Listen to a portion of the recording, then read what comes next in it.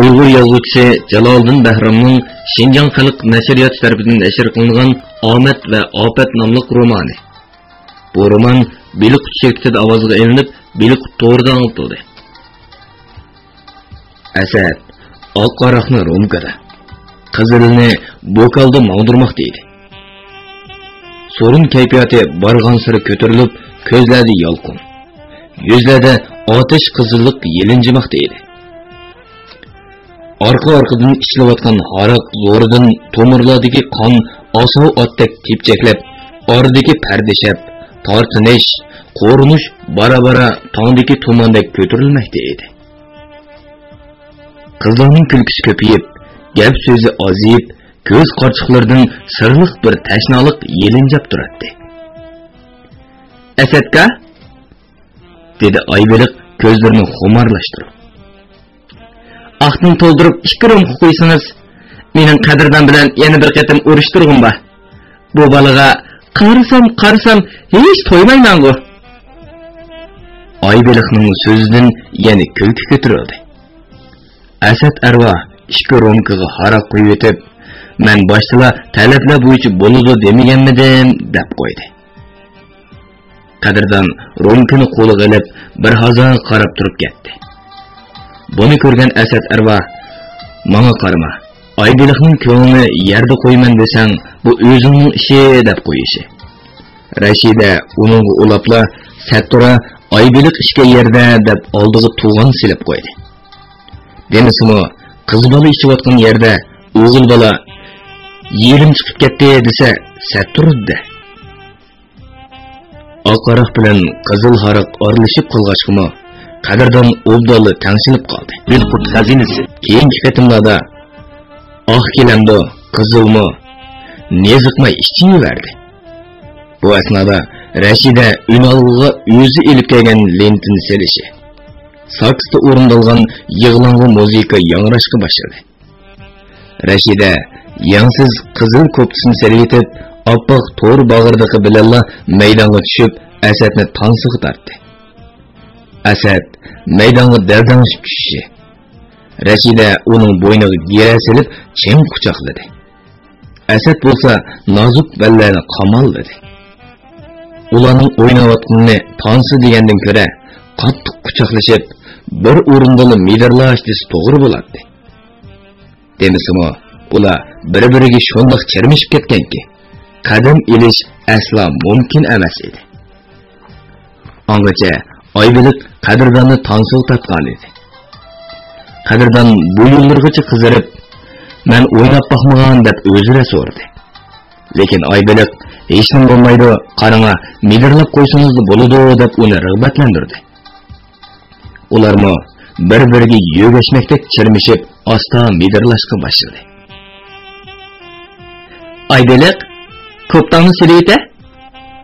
dedi Rashida beshini Asadning murisiga qo'ygan holda. "Bo'lmasa, o'zim soldirib o'tmanjimi?" Aybeliq qadrdonni ta'tir qarab turib, ko'ptisini beshidan sug'urib chiqaribdi. Ondan darhol qadrdonni quchoqlab oldi. Yalang'och, siliq, yumron, nozik ballarni qamallab olgan qadrdon behush bo'lib, yiqilib tushmisankan deb ichida nola qildi. Chunki uning yurak qushi ko'krak qapsini buzib chiqib ketadigandak har tarafga so'qiladi. Tipirlaydi. Zaif emuraydi. Vujudi bo'lsa qandoqdir sirliq bir haroratda erib ketayotgandek qiladi. Qadrdonning ko'zi birdilla g'alati bir ishga tushib qoldi. Asad arva Rashidaning bir g'irish yo'pkisini orqasiga qayirib yetib, oppoq kalta ishtonning ichiga qo'llarini tiqqancha qizning sog'risining ikki nag'zini burkutdek qamallab o'ynayotdi. Kecha soat 1dan oshgan edi. Qizlar tozliq uyga kirib chiqqandan keyin paypoq yo'pkalarini silib yetishga taraddudlangan edi. Asadni qadrdonga ishorat qilib, tozliq uyiga birga kirib ketishdi. Asad yonchiqdan pol-pol qog'oz bilan naycha va sarangini elib, pol-pol qog'oz ustiga tirnoqdek sulyo xaltidagi oppoq undak bir narsani qo'ydi. Qadırdan uning heroin ekanligini musofirlar mehmonxonasining 5-qavatida bir necha qatim ko'rgan edi. Shunga Asad uningga sarangin tutqizib qo'yishi, u tantirmayla pal-pal qog'oz ostiga sarangi yoqdi. "Bo'ldimi?" dedi Qadirdan pal-pal ustidagi heroin kuyib tugaganda. "Bo'la endi, mushu ishni qilmasang nima?" "Nimaga bo'ladi? Bu qatam yana bir sarangilik cheksam, xumadan chiqma." Asad boyiqi bo'loqda qilib qolgan heroinni pal-pal qog'oz ustiga qo'ydi. Qadirdan qaytadan sarangi chaqdi. "Qandaq? Senmi qilib qo'yamsa?" Asad Qadirdonga qaradi. "Payzini birdan turib ko'rsa, o'lsami qilmasmina?" Qadirdan o'rnidan turib ketdi. "Bugun mana oq aroqmi, qizil aroqmi ichdim. Tamokini chekdim. Endi buni qilsam, men o'zimga o'xshamay qolaman." Ular ikkisi yotoqdan chiqqanda ikkili qiz yotqonning ichiga kirib bo'lgan edi. Asad Rashidaning Qadirdan Oybeliqning yotqinni qayirib ostili kirdi. Ikkili qiz yotqon ichida onadan tug'ma edi. Kang derizlarga tortilgan do'xova pardalar qalin ham yem kelgachkimi, yotoq ichi tig' o'tmigidek qorong'u edi. Faqat qorong'ulik ichidan pichirlash, nozik kulish, zaif ingrashlar anglanib turardi. Durust. Qadirdan bundoq ishni 14 yoshida belib bilmay bir o'tkazgan edi. O chaqda Turkiyaga mangulik ketish oldida turgan Madina judolik hasirdi. Balalik chig'idan birga cho'ng bo'lgan do'stlik qurishdi. 13-14 yoshlarga qadam elish bilan yurakka taalluq buyuk rejalarga qalb sirdishidan abadil abad ayrilish realligini qabul qilolmay, butun ixtiyorni Qadirdonga topshirgan edi. Qadirdan uning uchishqi talpingan bir jup oq ketlardek yalang'och ko'ksini silg'an sari Madina zaif ingrab uningga chin choplashgan edi. Ammo Madinaning yo'tishdan yo'l saqlagan qondan qo'rqib ketgan Qadirdan bir kecha uxlamay titrab ham yo'lib chiqqan edi. Lekin bu qatimqisi uningga hargiz o'xshamaydi. Qadirdan 17 yoshni tugutish oldi turibdi. Bunday chog'larda erlik gormonlarining raso yetilgan saf vaqti. Shuna bag'rida husn kamoliga yetgan bir qiz yassa, uni shaytoni vasvasasiga solmay qoladimi? Ammo u Asad arvohdek bundoq zinoxo'rlikning pirkomil emas. Shuna birer soat ichida 2 qatimdek behush bo'lib, holsizlanib yetib qoldi. Lekin yondagi karvatdan kelayotgan kulish, chirqirash, ingrash, varqirashlar tun nisbidan o'tkichi davomlashdi. Bundoq shirin ovozlarga bardosh beradigan Oybeliq Qadirdonni no'qig'ili 4 kun turdi. "Hey buluma, yetiveramsiz? Qarni avlaga." Bundoq besim tusun olgan majburlashlar Qadirdonni texmi tugashtirib etdi. Uning erlik g'ururi yer bilan yakson bo'ldi. Qiz balaning bundoq majburlashi o'g'il bola uchun etqusiz nomus ham alam edi. "Endi surunga, Asadkamni do'rida." Oybeliq Qadirdonni yana turtdi. "So'rsangiz beradi. Ularning nag'masini anglab mushundoq yatamdiq." Qadirdon ishkimini kiyib o'rnidan sakrab turdi-da, ochiqida varqirib etdi. "Asad, tura o'rnida."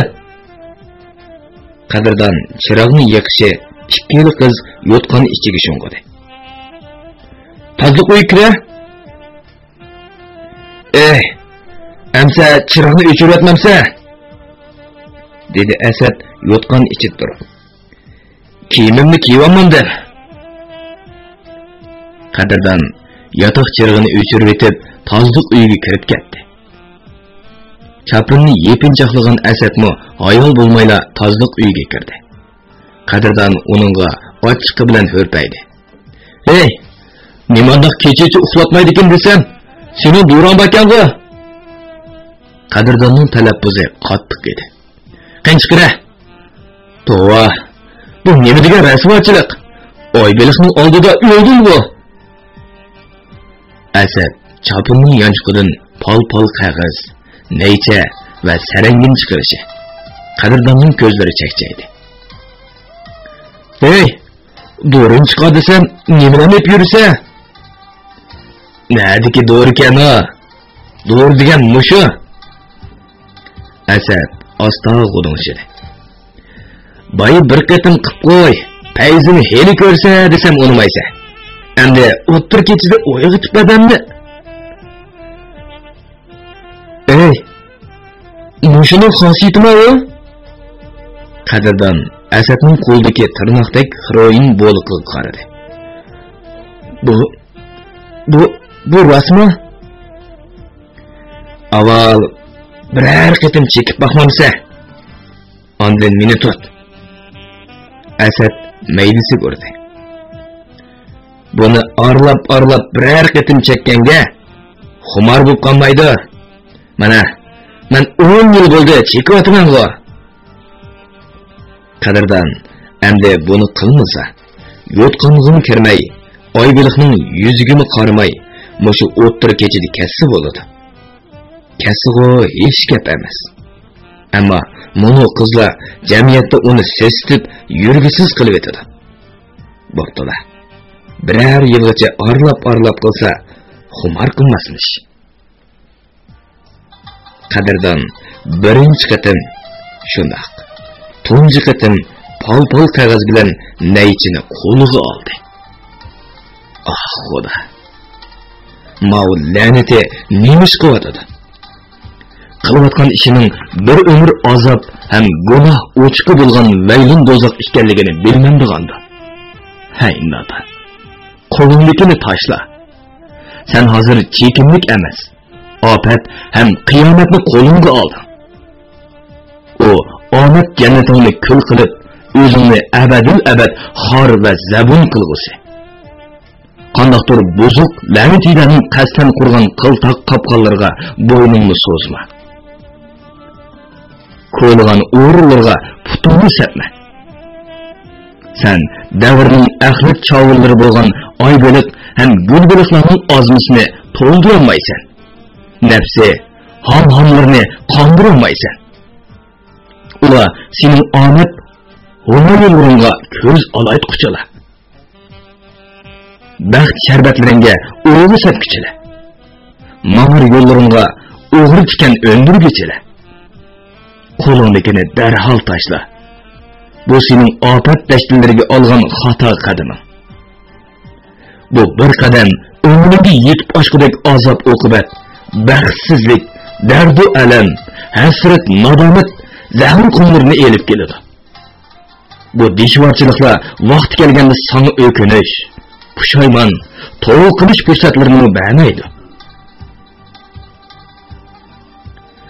Ay, qalbimning obi zamzam sharbatlaridan qudrat kamol topgan qadrdon. Qo'lingdagini tashla. Darhol tashla. Tashlaver. Ammo qadrdon Petrning nasiyatini anglamadı. O Oybeliqdek bulg'angan avraz paqisining oldida erlik g'urur, yigitlik nomusini oqlash uchun butun surib bir do'zaxni qo'liga oldi. O butun badanda xilma-xil erlarning turlik tuman iznolari qolgan bir qiz uchun zinhor arzimaydi. O oqish kumush rang changni simirdi. O go'yo ko'kda uchayotgandek, nurg'ulg'an yalang'och farizatlar ichida yurgandek, ularning butun jismini silayotgandek, o'zi shirdek kuchlik, yilondek chaqqan. Qisqasi, ilm-fan davrining ta'tir kashfiyoti bo'lgan bu sehriy tutunning jannat huzurida mas'ul mustag'raq bo'ldi. Ammo bu jannat huzuri qiltoq qiynisi bo'lib, ömrü intayin qisqa.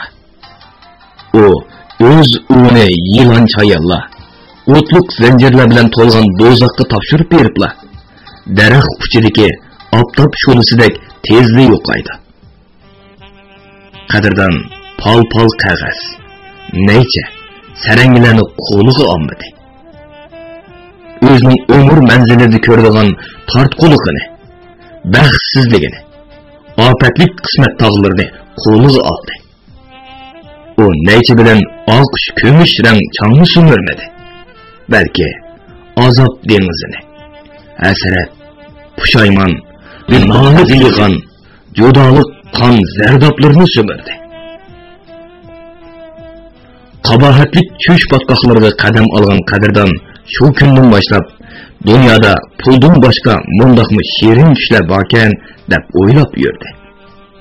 Bo'libmi Oybeliqning noz karashmalari uningda unutilg'isiz shirin xotirlarni qoldirdi. Uning ashu sirliq tushini seg'inib qolganligini bilgandek, hafta o'tganda Asad arvoh yana paydo bo'ldi. Qadrdon bayratchi, Mo'sha bir hafta ichida 100 mingdek pul topdi deb anglayman ha? Yo'q, uncha o'lam emas. Qanday? O'yinga maylang tortamdi yo'q. Eliqqa Oybeliqni chaqirib kelamsa? Ahmoq. Hozirni ko'p yesang moz tetido degan gapning taktini bilmaydigan o'xshamamsa. Uning bir qatim tuz ta'min tetib bo'ldim. Endi bo'ldi. Amsa? Bugun yana ashu isiz ol bilan mehmonxonasidan yotoq qilib, tomoq buyursayli. Qanaq dedi? Amsa yana shu. Salam. Zaman nada? Sen nada? Oybeliq deydi ekansa. Hozirgi vaqtda tomoqning turi ko'pchimi? Dedi Asad arvoh bilarmanlardek gidib. Pul topgan odam xilma-xil tomoqlarni tanlab yeydi. Asad arvoh darvaqa qadrdonni oldimapti. O shu kuni jamoliga qarab o'tirgudek so'zuk Berna Xanzo qizining ikkini yotoqqa boshlab kelgan edi. 14-bob. Do'stlik bozoridagi Ahmad Hojim tez tomoqxonasining xos xonasida yoshlar binosining direktori Obul Hasan, Karvon yuk tashish atritining boshlig'i Yoqub Hojim, Noyilik Sodi kooperativining saygiyani Mahmud, Bali saygiyan qadrdon ham uning bir mahallik birodarlari Elimjon Avoq, Nurmat Pakarla tomoq yegash paranglashib o'tiradi. Bu mehmondorchilikni Xotandan kelgan Obul Hasan qadrdonni rasmiylashtirib, maash belgilab, rasmiy saygiyan degan kinishkini berganlik sharfi uchun uyushtirgan edi.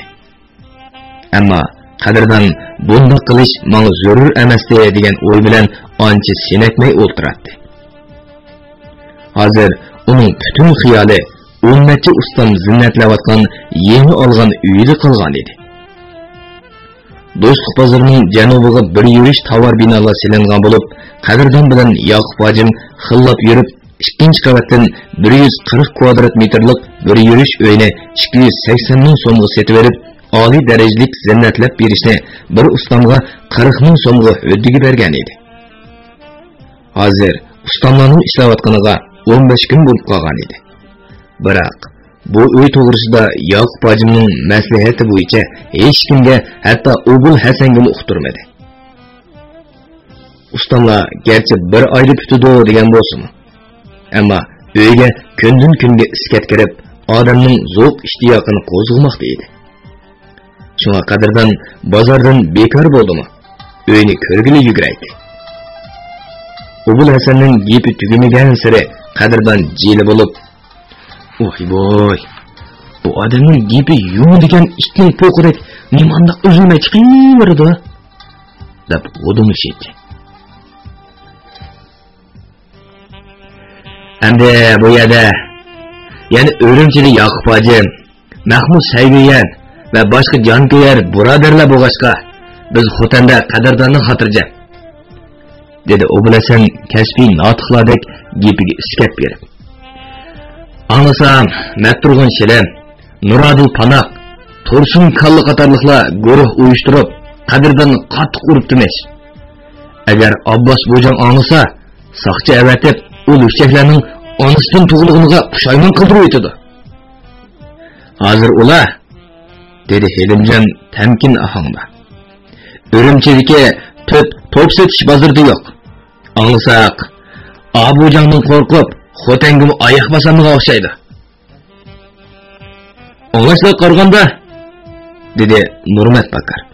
İşkirdeki qarı guruhlarda çaparman bulup, kuni ötküzatga oxşaydı. Aslida biz Qadrdonning burunli saygiyan qilishga yuqori dokulat yozgan bo'lsakmi, lekin yuqori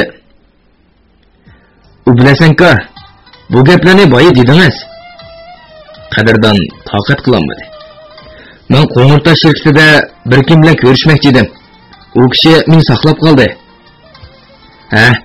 Undaqda mayli. Boyli desangchi. U bilasan olmon-tolmon gapini yig'ishtirdi. Amsa men sizlar bilan mashada qo'shilshay. Birer soat sodlik qilsam yo'lga chiqaman. U bilasan hammasi bilan qo'l elishib chiqqandan keyin oshxona oldida ayrilishdi. Qadrdon uydagilarga salom aytib qo'ying debla yangi olgan uyiga keldi. Chunki mashinasini Obul Hasandan yo'shirib, bino qo'rosi qo'yib qo'ygan edi. Qadrdon tang-tung, g'oj-g'oj, vingildigan, gijildigan ovozlar o'zilmay kelib turgan ikkinchi qavatdagi uyga chiqdi. Bu 140 kvadrat metrlik uy bir qadar qolaylik loyihalangan. Eshikdan kirgandan keyin ikki tarafda koridor bor edi. O'ng tarafda 3 hujra, sol tarafda 1 hujra. Oshxona, tozliq uylar o'rinlashib, o'tirdagi aynaklik yo'tkal mijoza 38 kvadrat metrlik mehmonxonaning ishki rolini o'taydi. Mehmonxonaning kungaga qaragan 8 metrlik uzunlikdagi pasil temi bir yurish aynaklik derazalar bo'lib, bu derazalar oldida 3 tarafi aynak bilan to'silgan balkon bor edi. Bu yerdan do'stlik bozori ko'rinib turadi. Qadrdon uyga kirganda bir necha ustam to'risqin nepiz, rangli taxtay qaqib, do'lqinsimon shakl chiqarib o'tadi. Ba'zilari tam ishkoplarning atrofiga millicha naqsh o'rnatib, ishik qirlariga inchka zig'izib qaqmoqda edi. Kundan kunga odamning zo'qi kelgidek iskatga kirayotgan uydan jeni so'ngan Qadrdon xo'shal holda qaytib chiqib, mashinasini o't oldirdi.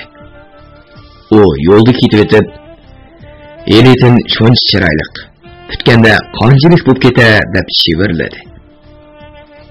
Qadrdon musofirlar mehmonxonasiga kelib binoga qadam elishi. Vejik qorapotam, "Ay qadi avoq" deb baqirdi. Uning beshi peshtaxtadan bir g'erishli ko'tarilib turadi. U Qadrdonni o'z inisida ko'rgachga har xil chaqirib, tillab, amroqligini ifoda qiladi.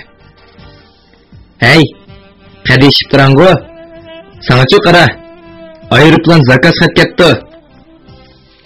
Vejik qorapotam xatni peshtaxtaga tashladi. "Texe ko'lidin degina. Hey saqal taqdi, ichib baqaqini, ichida nim bor ekan?" "Nim bo'ladi uning ichida?" dedi Qadrdon xatni qo'liga olib. "Sana o'xshash qor xotinning biri bor.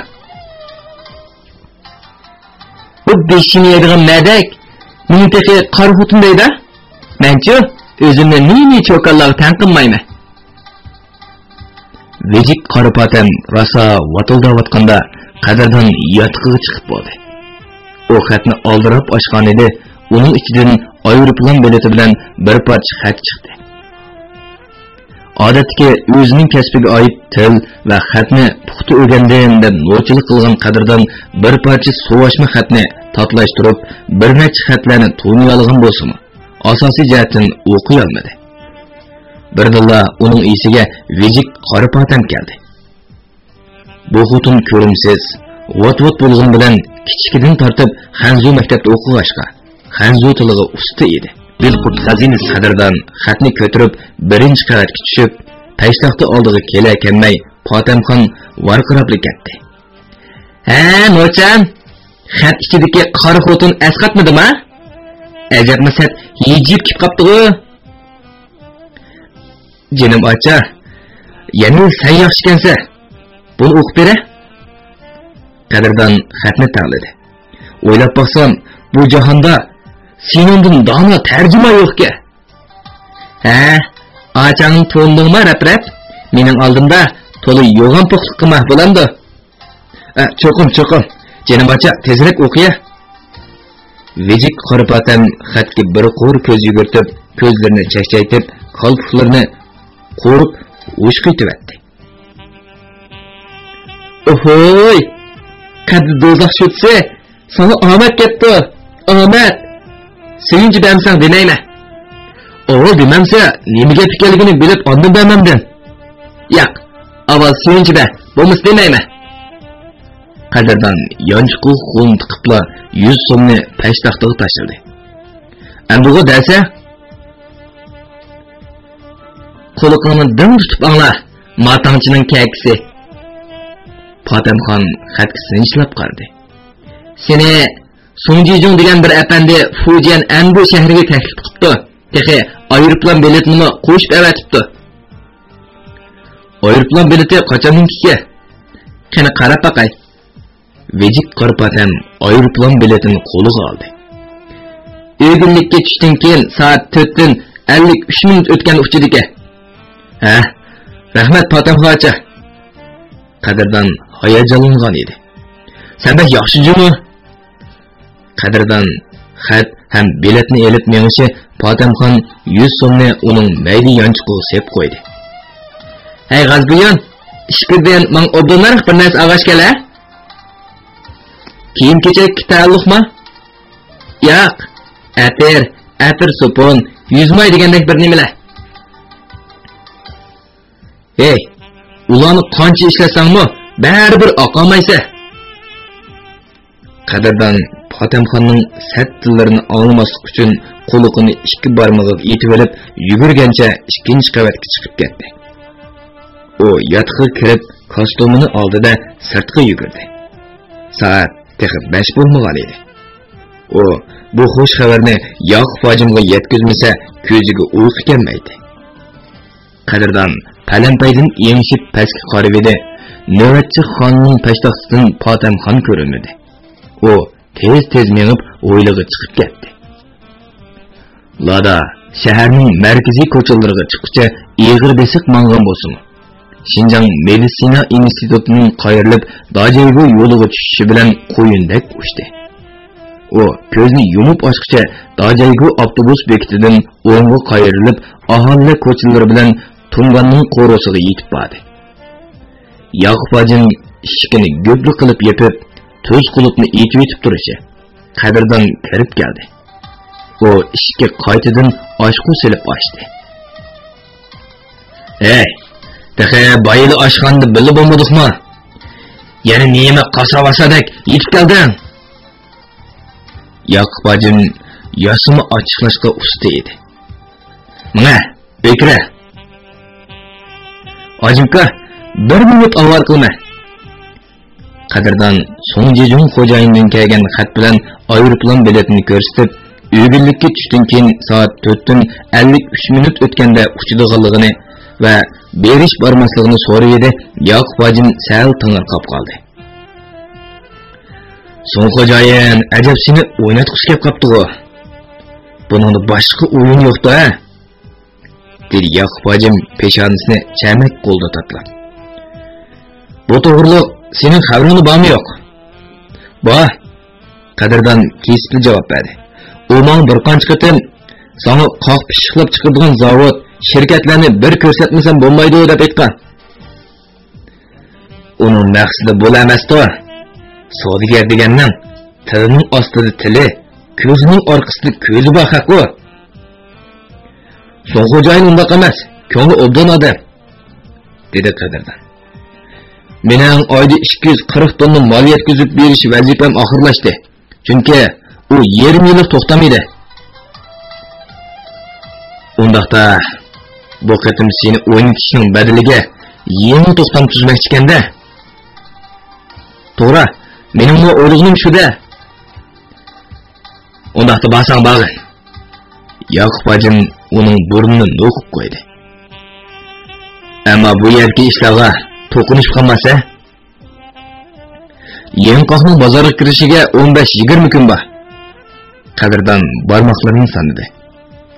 Men 10 kun ichida qaytib kelib, qiyoliq bo'z yer maydoni va bo'zoq, loyqa, bog'cha yezilariga bormsam bo'lmaydi. Nevishqa? Ulardan xabar keldi. Mallarni yetkazishga qatnash ham iqtisodiy jihatdan qiynaldi-ku. Shunga yetkazishni biror 2 kalonga höddig berma. Oldingi kelgandan oldiga berib olganing ko'p arzon bo'lganda.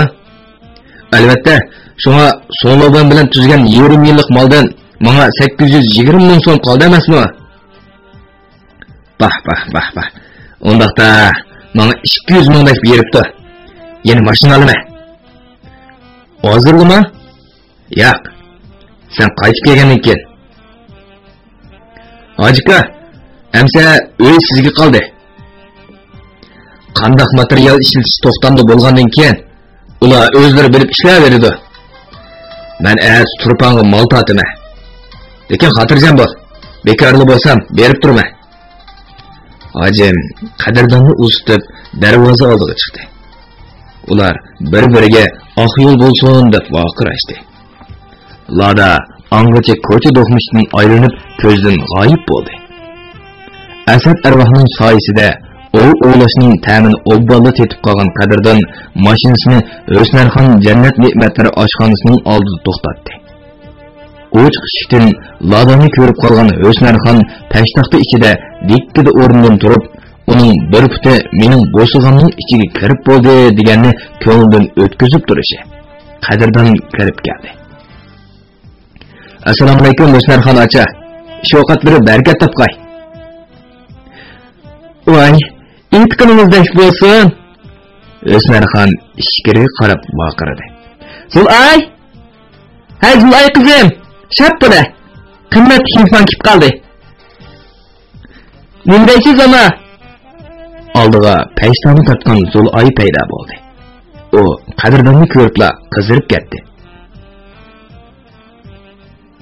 Yani şu Göçmen'in gipide tayinlik. Elbette balam, elbette. Şükürge ziyaretki menişinin aldıda Göçmen'in bir yavalay depsizde kadar dakika. Dedi Zulay çıraylık gözlerini oyundu. Dolu da, ben ağzınızda kağıda kıttırey. Siz nereden aldınız? Musafirler mizmanxonasining tamoq yegilik egallash shundaqdaydi. Qadrdon ichida Potamxon ocham hammaga yetkazib bo'pti-da deb turishi sirtdan 60 yoshlardagi qo'rsaqliq, qo'sh emak, qoshlari sarg'ush, chiqir ko'z, yuzlari gardonandek qizargan bir odam kirib keldi-da. Peshtaxtaga yo'landi. U osta pichirlab bir siqim pul tanlagan edi. O'smarxon atrofga aloq-jaloq qarg'incha peshtaxta ostidan bir nimani elib berdi. Eliq odam olqindagi narsani yanchiqqa solib etib, o'ziga tikilib turgan qadrdonni ko'rib qoldi-da. Ochiq chiroy bilan yetib keldi. Bu odam musofirlar mehmonxonasining 5-qavat o'pchi yotog'idagi xiroin, nesh chekidig'anlar va haroqkesh qamarvozlarning ulfatlaridan bo'lib, qadrdonga birinchi qatim haroq ichirgan Obixon Lompi edi. O Urumchidagi katta boy Abdul Boqi Temurqulning cho'ng o'g'li bo'lib, uning inalari Zohir Lompa, Bari Lompla gelamchilik bilan beyg'on millioner boylardan hisoblanadi. Oy, bu Obixon akamga qani o'lta. Qadrdon ishkirga qarab baqirdi. Zulay! Ha, Zulay qiz! Nimish Qadrdon aka? İşkirki bölüm tamak sunuş döşkide Zulay göründü. Göçmen teyar bulay dedi. Ha, teyar boğun nakilin. Mehminin kip kaldı. Göçmen bilen yeni teyarlan. Bunu da yeni teyar buludu. Oy, bek cevap kettin gavka. Dedi Obixon Lompa. Qaytı buyuruk misan buladı. Uzun bo'ldi ko'rishmagili. Birdan yerimdan paranglashimiz. Qadrdon Obixonning O'smarxondan nima olganligiga qiziqib qolgan edi. Ha, bu kelib qolsan-ku. O'smarxon ochimizda biror ishing bormidi? Mana mushesh. Abixon shira ostida olqinni echivedi, tirnoqdek 3 bo'la qiroyin ko'rindi. Bir cho'kan bilan deyishib qo'ygan. Bugun kechganmakchi. Mushu bo'lmasa ishimiz chataq. Buningga qachonlarni ko'nib oldim? Men bu yemiyochi. Abixon chettada tükürüp qo'ydi. Manga qaraganda zohir, bari uqularim sal ko'naroq. Ammo bu kasofatga kuniga necha 100 so'm yetmaydi ekan emasmi? Bu narsani chekib, qanchalik vaqtdan keyin xumor tutilgan bo'ldi-ki? Men bilmadim. Mana bir oydan beri 3 qatim chekdim. Xumor tutmadi-ku. Shundaqmi? Qilqazini yenikdindi. Undaq xalqlarning birer yil orlab cheksa xumor qilmaydi degani rostganda. Undaq emas-ku. Pichirladi Abixon. Ba'zilarning 5-6 qatim qilibla xumor bo'lib qolganini ko'rdik. Ularning oldiga to'g'ralgan go'shtdan orqadan qiziq choy keldi. Ular qani olmamsan degandek takalluflar bilan tamoqqa tutish qilishdi. Ammo bu chog'da bo'y turqi egiz ham qo'lliq. Maydisidan tortib kendigicha qo'rsqi tekshi yo'g'inigan qarmotoq, semiz yuzli sapkiniba 45 yoshlardagi soqchi formasi kiygan bir odam oshxonaga kirib keldi. Uni ko'rgan Husnarxon hech ko'rilmagan hayajon bilan qo'llarini ko'tarib varqirayotdi. Voy xudoyim, bu obditiz jo'jango qayoqdan kelib chiqdi? Ko'zlarimga ishonmay qoldim-ku. Husnarxon yenishlab ta'zim qilmoqda edi. Qachon keldi? Biror yig'inga o'xshamaydi. Shundoq. Bugun o'zlarini yo'qlashga atoytan vaqt chiqadi. Vay. Xo'yni bilan jo'jango sizlar. Yislar. Men seni pinhon bir joyga boshlab, shu yerda kutib olay. Husnarxon ishkiriga qarab baqirdi. Hay Zulay nima? Nima deysanmi? Zulay ishkirib turib baqirdi. Bir ishing bormi-de? Qo'lingdagi ishing dadangga berib, kassada birdan o'ltiribdi. Ma'qul. Husnarxon Oblibizni ayrim xonaga elib kirib ketdi.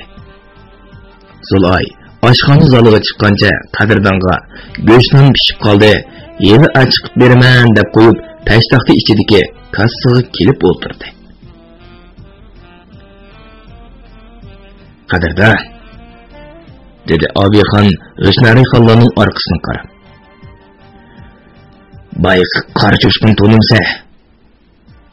Yo'q, to'nmaymi? O'cha qara.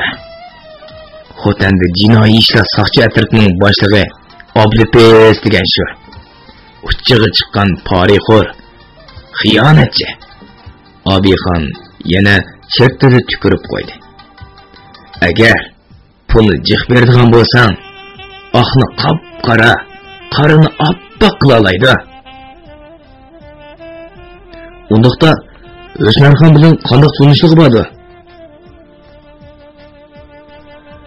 Xotanda bu qari cho'shqini Husnarxondek ba'ziba sesiq tuxum tijoratchilar samirtib o'tgan.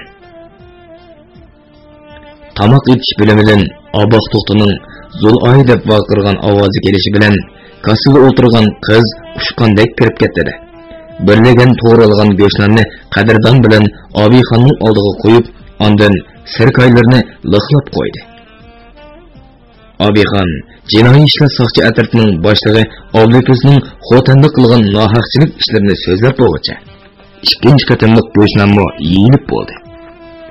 Ular choylarni ichib bo'lib, o'rinlaridan turishdi. Qadrdon Abixonning o'nimig'ini qo'ymay mashinasiga selib elib ketdi. Ular do'nko'rikka kelishi bilan Abixon qadrdonni do'konlarni ko'rib ol, biror ishing chiqib qolsa, futturli kelasan deb turib olib, qadrdonni yer usti va yer osti gelam do'konlariga elib kirdi. to'g'ris bilan tang besilib ketgan yerlarda dastilangan turmanlab tanlag'i yo'layotgan xotan gelimi, import eksport gelemlari, yepak gelam va Turkiyaning aralashma taloliq gelamlarining ko'pligidan shuncha cho'ng yer osti birimida putpatqudek yer qolmagan edi. Yer ustida yana 2 do'konim bor. Ko'rib boqamsa. Bo'ldi Abixon aka. Bu nima degan ko'p kelar? Qadrdon yer usti bo'limining yiroq bo'lonlariga qaradi. Onisam chet eldimi do'konlaringlar bormish. Turkiyada, O'rta Osiyoning Toshkent, Beshkek, Dushanba, Olma to'ladi bor. Shuna dadam bir yerda jim turmay qatnab yuribla arduq yetganmi? Tugab ketdi. Qadrdon Abixon lompi bilan xo'shlashib, musofirlar mehmonxonasiga kelganda qorong'u tushib ketgan edi. O ikkinchi qavatga chiqib, yotoq oldiga kelishi. Bir qora ko'langa tomg'i yo'langanicha yerda o'ltirib uxlab qolgan edi. Qadrdon uninga yengishib qarab, Asad arvoh ekanligini to'ndi.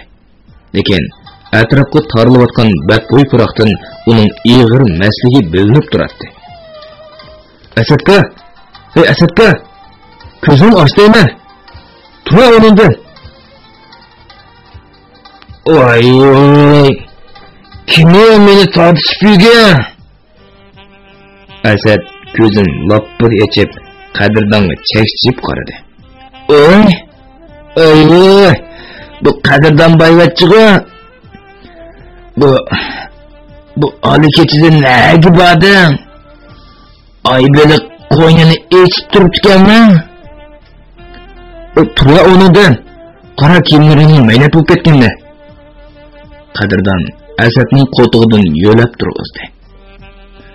Bu yerda kimni saqlab qo'ygan? Sana saqlamay, onam degan modishek saqlamdi. Asad shaloqqida tükürdü. O qiyirpaqa pul desem bermse, çekidig'imni ber desem, uning'imi pixsiq qilsa, go'ri kelib ketadigan o'xshaydi, shovchi. Xashlaydigan puling qolmaganmidi? Qadrdon yonchuqida qolgan hamma pulini chiqarib berdi. 400 so'm chiqamiki? Yenimga bari shuka. Hey boyvachcha, 1000 so'mni chiqarib beramidingmi? Asad sen turilib ketdi. Bunda qilsang, oq chekkiningni Yoqib hojimga deb qo'yman juma. Bo'lmasa Abbos bo'jangga xabar qilaman. Sen meni qo'rqitmoqchiman? Aka pulni. Nega debsan-da? Qadrdon ochiqida qo'lini sunishi Asad pulni shartli tortib olib orqaga dojidi. Chaqchaq qildim, chaqchaq qildim. Chaqchaq qilganini bilmamsa?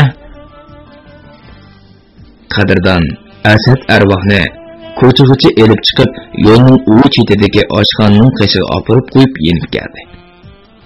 U yotoqda ustidagi kiyimlarini silib etib, osmon mayka, kalta ishdan bilanla karvatda o'ltirib putlarini yuvdi. Ondan yuz bo'yin, sochlarini yuvib, yo'ndillarini to'kayotgandan keyin yeyib-yenish bo'lib qoldi. U karvat yo'lanchigiga yostiqni tiyab o'tirgandan keyin tanishuvishni quloqiga tiqib, yanchoq unalg'usining konubkisini bosdi. Hanzu tili so'zlashish mashq darsini oldi. U o'rganishga shuncha berilib ketdiki, birdamla soatning 12 bo'lay deb qolganligini bilmayli qoldi. Shunga u chiroqni o'chirib, andili yotay deb turishi ishq chekildi. Qadrdonning ko'ngliga darhol Asad arvoh keldi. U masjidga yenib kelgan bo'lsa, hech nima degili bo'lmaydi. Bu asnoda ishik boyiqdek yana bo'sh va ritmlik chekildi. Agar Asad arvoh bo'lsa, masjidda qandoq urg'onligini bilandi. Shundaqmi Qadrdon bo'sh ovozda kim deyishi intayin nozuk va tunishli ovoz men deb javob berdi. Yuragi birdilla o'ynab ketgan Qadrdon ishni echibla Aybelik deb to'g'ri etdi. Qadrdon qizni yotqiga boshlab kirdi. Uningga choydandan qiziq choy qo'yib, pechini bo'lkalarni elib qo'ydi. Lekin qiz choyni ichgan bo'lsa-mu, boshqa nimalarga qo'l uzatmadi. Bu kechida qandoq keldingiz? Opam bilan dadam yurtiga tuqqanlarni ko'gili ketdi. Ikki achamning bo'lsa uyi bor, dedi Aybelik yer beqib o'tirib. Shunga zerikib sizdek kelishim. Aybelikning gepining o'randan qo'ng'ili kelganligi chiqib turadi. Endi bu chaqcha kechalari yotoqlarni tekshiradigan ishlar bo'lib boqmadi.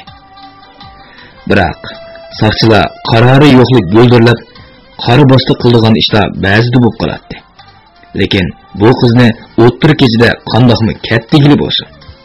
Uning ustiga qadrdonning katkizgisi bo'lmasa, qo'rqish, andisha, vahimadan ko'ngil hukmi ustun keldi.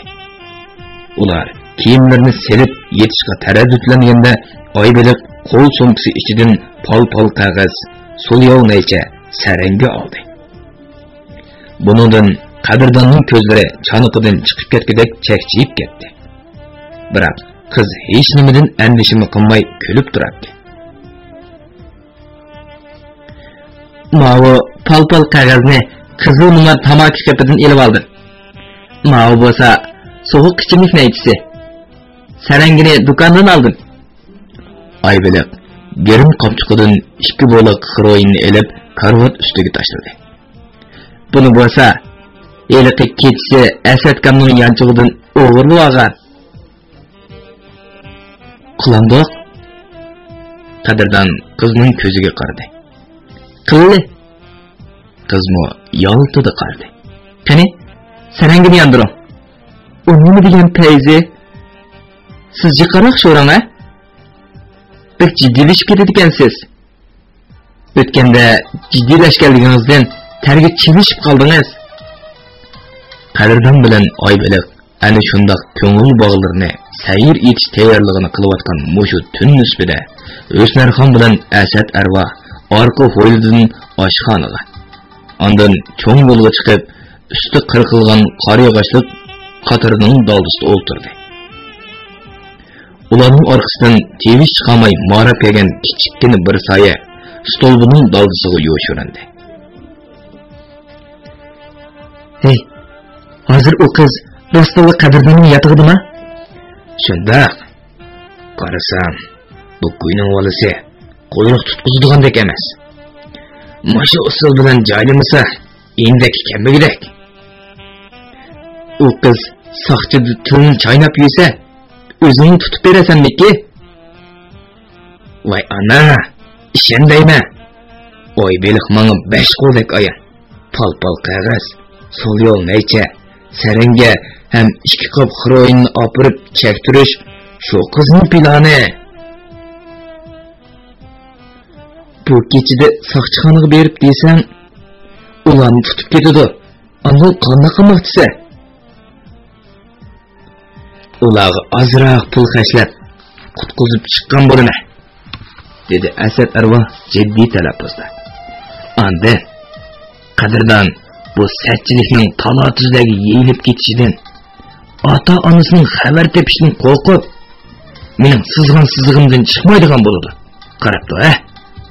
Uning bankadagi pullarini men ig'dorchilik qilaman, uqdingmi? Stolbi orqasidagi ko'langa ostili dojib, eriq ichi bilan g'oyib bo'ldi. Ey qapoqbosh, xiroyin sening kollangni yeb ketibdi. O'snarxon Asadning beshini o'qidi. Soqchi degan o'g'irni ish emas-da. Tevish chiqolmay kapla o'g'irlaydigan. Ishni osh, tut bog'la, man yavash bo'ldi. Miltiq tapanchalarni sharoqlatib mehmonxonni beshik kiydi. Ertasiga bu xabar hamma yerga pur ketadi.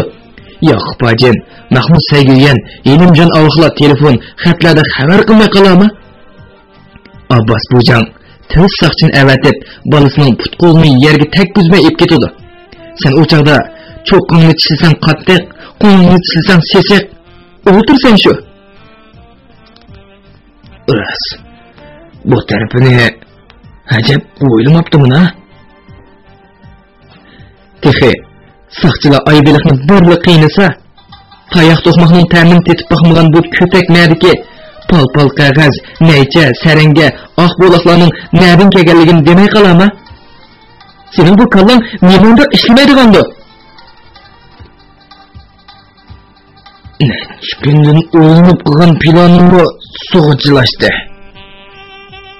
Asadning kallasi pastga sandaladi. Bugun bir rumka haraq ichib, og'zimni turtib yolg'onmas bo'lganimcha texi. Undaqda payzini yana oshiq qadrdon surdigan bo'ldi-da. Agar Aybelik oshu ikki bo'la xiroingni bugun kecha unga chektira olsa, mana bu sening g'albang bo'ldi-da. O'smarxon chaloq qilib tikirdi. Sen qo'yga bu yoqdan chigit yegizib, u yoqdan quyruqni tutadigan ahmoqlikni qilma. Bu ishda samirchalik kerak. Hozircha uning gelidan oq tutun 3 qatim o'tgan ekan. Bundan keyingisi g'oldirg'ob. Qadrdon o'g'illikka ishkirga sayohatga bordi. Asad arvohning taqti taq bo'lmoqda edi. U qachonmi qaytib kelar? Uzun turamaydi. Yenqoqning bozorga kirishiga ko'p qolmadi. O cho'qim baldir yenib keladi. Kelgan hamon fursatni chin tutib, uni yana bir qatim yo'lda avirdigichilar. Amsa, sen bu oq bo'loqni ayima. Vaqt ekansan. O'smarxonning ko'zlari qisildi. Agar yanada indak ekanmisa, birni usul bor. Zo'ay, shundaqmi? Shundaq. Naqsh shuni bo'lib putlashtirib yiqitish kerak. O'smarxon bilan Asad arva ona bola ikkisi tinch va yeshil hayotga zaharlik qo'llarini so'zib, quritish, o'ltirish, zaharlash planlarini tuzayotgan mo'sh paytda bir bo'loqni ikkiga bo'lib chekib bo'lgan qadrdon bilan Aybelik kiyimlarini amdini silib turishi eshik ansiz urildi. Xuddi og'zini yong'oq silib olgandek g'arang-g'urung ovozda: "Daryo qichinglar! Yotoqdagi qizlar! Tez qiching! Soqchilar kelyapti, soqchilar!" degan gaplar anglabla koridordagi ovoz o'chdi. Undan keyin yotoqda o'r to'pi boshlandi. Beliq shirkatida ovozga ilinib, Beliq to'rida anglatilayotgan Uyg'ur yozuvchisi Jaloliddin Bahramning Shinjong xalq nashriyati tarafidan nashr qilingan Omad va Ofat nomli romanini bugun musharga anglatdik. Davomini atidagi anglashimizda davomli anlatamiz. Bu roman Shinjongning har qaysi joylaridagi Shenhua kitobxonalarida sotildi. Do'stlarning setib berib, saqlab qo'yishni tavsiya qilamiz.